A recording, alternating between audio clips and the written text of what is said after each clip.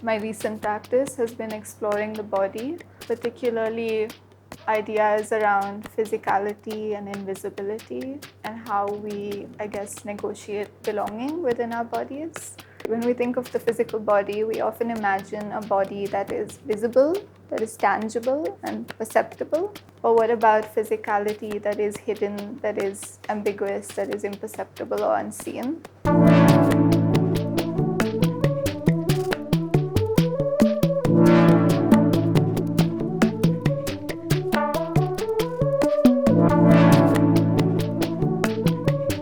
I think this exploration began from my own experiences living with fibromyalgia, which is a chronic invisible illness. It affects your nervous system and as a result affects your muscles, nerves and connective tissues. It is an invisible condition, so it isn't perceptible to those around me. It doesn't have any sort of visual markers or signifiers. It's also a condition that's very hard to diagnose because it doesn't surface on conventional standardized diagnostic testing like X-rays and MRIs. But since it is a condition that needs other forms of testing, yet doctors still predominantly use standardized diagnostic forms of testing, it goes misdiagnosed and dismissed for a long period of time. So I went through I think about 7 or 8 years of not knowing what was really going on and dealing with these very confusing symptoms. And then every scan would come back saying impression, essentially normal study. So that later became the title of a body of work. It was called Essentially Normal Studies, and it was a series of works layered over 8 years of my own medical scans. So these are a few works from that series, and I remember I think that process was a process of really attempting to negotiate a lot. I would print out sections of my x-rays and then take this white pen and start rewriting and drawing over it. And for me it was about negotiating these tensions of invisibility, physicality, bodily experience, what is what remains hidden, what is unseen, what is visible, and playing with those sort of tensions and conflicts.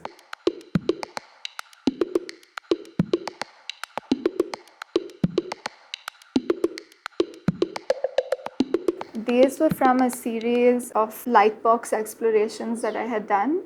I had placed my original scans over a lightbox, and then I had these reimagined and recreated, redrawn scans that were sort of where I was playing with paint and ink and color and challenging, I guess, the sterility of the scan. And one particular day, it wasn't planned, but I was sort of just playing around, and then suddenly I saw by accident one of these reimagined drawings, which I had printed out on transparent sheets, had slipped themselves over my original scan. And then there were these incredible visuals that were coming from both these layers. And so I just started photographing it on my phone, and then later documented it. And then that became these are a few from the series. There are about 15 of them, these panels, and it was a sense of that feeling of trying to hold up a scan against the light and look for something. And so mimicking that process of detection and diagnosis, and then trying to kind of find these little layers of text that are muffled or hidden behind the surface. I was also playing with, I guess, the clinical language of the scan. So for example, in some of these were some of the early drawings from my journal, you have parts of the text that is seen. So whether it's study 1, female, the kind of clinical data of the scan, and then there are parts that are slightly illegible or slashed out intentionally, whether that's my name, little things that I've sort of written or embedded in there. And there's a hashtag actually in all the scans that repeat, which was a hashtag I found from online communities of individuals living with invisible illness, and it's called "But You Don't Look Sick." So that kind of hides itself in a lot of the work. It's somewhere there. I have this white pen that I use that has repeated now in all the work and throughout different series of works, and it becomes my like final layer of marking. And I think it began with this project. So for example, all these lines started with this pen, and I was playing with this in my journal, and then it was interesting because there were these two layers, the original layer of the scan and then my like rewritten, retraced layer. And I wanted to play with the process of then re-exposing that as one singular layer. So even the idea of like the exposure of a scan before it sort of surfaces. So then I went to a screen printing workshop and did a series of serigraphs. So that's where that series also came about. These all started from like tiny little drawings like this. So.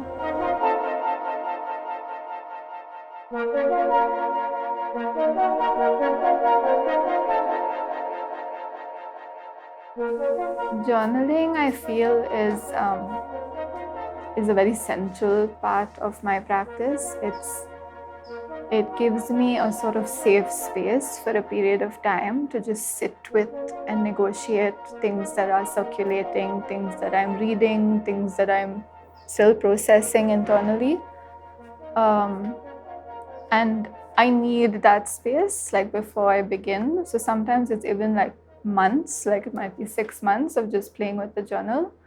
And I think the thing with the journal is it's now I do allow it to be seen, but during that period it was never created to be seen. So it is this sort of safe space for me where I'm not concerned with the optics of what I'm really doing, but I would say it's almost like an archive. It's an archive of thoughts. It's an archive of visuals. So, for example, this I had started in 2020, actually 2019 maybe. Yeah, so it's begun in 2019, and then it kind of moved into lockdown. And during that time, I had actually taken 1 year off after I did this exhibition. I was really wiped and really drained. And I was spending that time not creating. I had actually started doing these workshops at the space, and I had moved away from my practice, and then lockdown happened, so the workshop stopped. And then I was sort of just left to myself again. And so I think that was the period where I was trying to navigate like what I wanted to go back to my practice, but I didn't really know where it was going to take me. So I sort of went back to the journal, and it became a space of just archiving readings, things that I was reading and researching. It also becomes a space for me to just embed a lot of like imagery, textures that I'm playing with.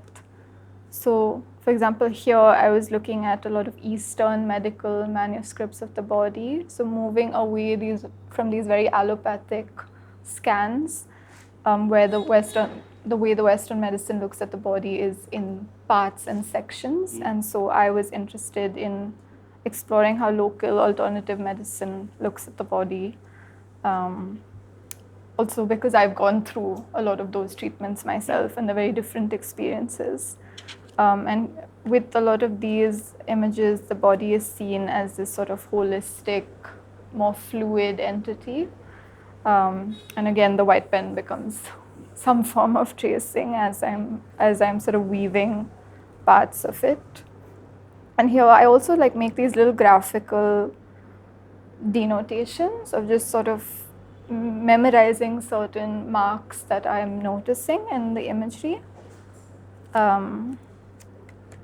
And yeah, it also becomes a space to again play with textures, materials. And then this was the beginning of Bodies at Sea, where it was an exhibition that I was exploring with with NCBS, the National Center of Biological Sciences, and I was playing with these two kind of interior landscapes of the human body and the ocean. and the kind of inaccessibility and mystery of these two worlds.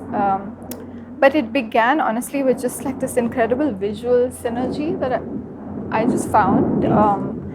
And it started with me just going online and pulling different images and visuals that I put and placing them against each other. And then there was just this very interesting kind of thing going on. I don't know, like, so for example, this is a uterus and then this is a stingray. And I just found these interesting kind of parallels in the textures and interiors of both these worlds. These are red blood cells, but then these are kind of marine flora and fauna. And this also developed because parallelly I was creating these organ forms, and then a friend came to me and said that they look like sea creatures, and I hadn't really considered that.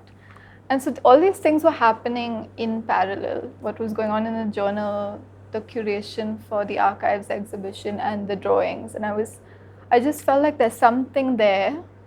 And then the process of working with the archives and working with that material allowed me to then go deeper into that project and find these interesting sort of kinships and ties that we have to the ocean.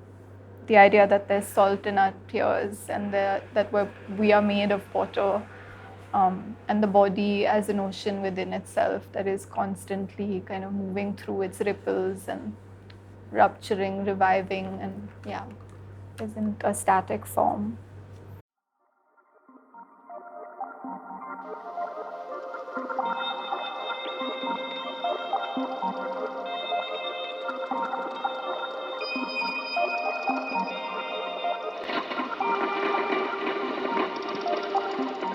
These were some textures I had created for a project that was titled Lush. And I was collaborating with Nikhil, who's a sound artist, and another artist called Amelia, who's a video artist. And we were playing with the idea of this sensation called frisson. And frisson is French for aesthetic shivers, or aesthetic chills, or psychogenic shivers. And the sense of when you respond to a kind of emotional or visual stimuli, your body has this weird little sense of goosebumps and tingles in your neck and shivers in your spine. And so we were really intrigued by that sensation, and we were trying to figure out how could we explore a kind of sonic and visual embodiment of that feeling. So it was all happening in parallel, where Nikhil was creating the sound and I was sort of playing with textures. So these were just, and it was a fun project. It was away from all the things that I was also dealing with and processing. So I was sort of playing with different textures, with salt and ink, and creating just these colors and textures that evoked that sensation and feeling for me. And since I always work in very small detailed forms, this was quite an interesting project, because later when it was projected as these moving kind of projections, it was quite interesting, because I feel like a lot of my work are these forms that are trying to move and are trying to kind of be unbound and set adrift and untethered in a way. But they're still drawings. So when we finally did project it, it really was quite exciting also for me to see the forms actually having their own life and moving as they were.